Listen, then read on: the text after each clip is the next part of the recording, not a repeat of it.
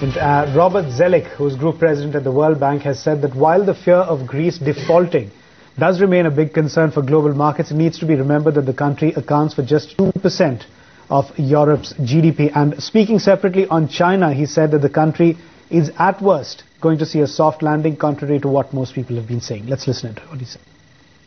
I think that the European Union has dealt with Greece as one element, but the core elements are really going to be the success of some of the bigger countries, such as Italy and Spain.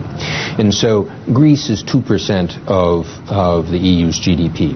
And what that means is that if they take certain actions, the others can subsidize it if need be. But I think what you see in the Greece case is a harbinger of some of the other challenges, which is that I think 2012 will be a year of the politics of reform. So the very big economies, Spain and Italy in particular, they're starting to take actions to get fiscal discipline, but also the important structural reforms to create the basis of growth. But all this is very hard to do in an environment where you've got slow or no growth.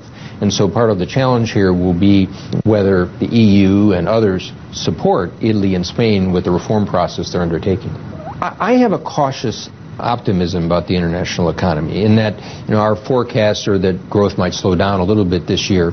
But what I see is actually the U.S. economy has got some momentum. It's not high growth, but I think it's in a steadier position.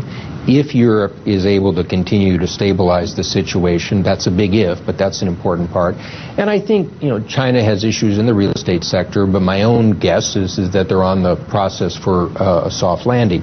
So the two big question marks to me are energy prices with the political risk and Europe being able to maintain things. But if those go forward, what you're seeing through much of the East Asian economies is something we'll need to see more of in the future, which is reliance on domestic demand.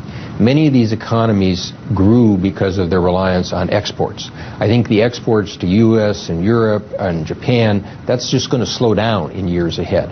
So you need to see some structural shifts, and frankly, a number of the Asian countries have been facing up to that question.